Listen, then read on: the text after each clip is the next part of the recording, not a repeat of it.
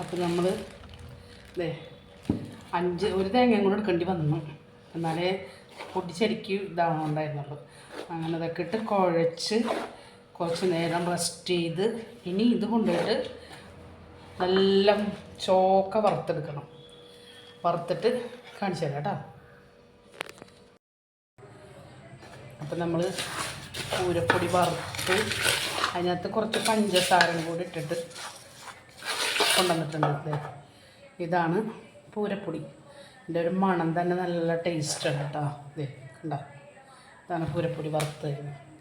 നമ്മൾ അടുപ്പത്താണ് വറുത്തത്. അപ്പം വിഷു സ്പെഷ്യൽ പൂരപ്പൊടി എല്ലാവരും ഒന്നിങ്ങനെ ട്രൈ ചെയ്ത് നോക്കിട്ടാ, നല്ല ടേസ്റ്റാണ്. നമുക്കിത് വാങ്ങിക്കാനും കിട്ടും, പക്ഷേ നമ്മളുണ്ടാക്കണ അത്ര ടേസ്റ്റ് ഉണ്ടാവില്ല. അത്രയ്ക്കും തേങ്ങയൊന്നും അവർ ചേർക്കൊന്നുമില്ല. അപ്പം എല്ലാവരും വീഡിയോ ഇഷ്ടമായാൽ ലൈക്ക് ചെയ്യുക, ഷെയർ ചെയ്യുക, ചാനലൊന്ന് സബ്സ്ക്രൈബ് ചെയ്യുക. Thank you. അടുത്ത വീഡിയോ കാണും വരെ ബൈ.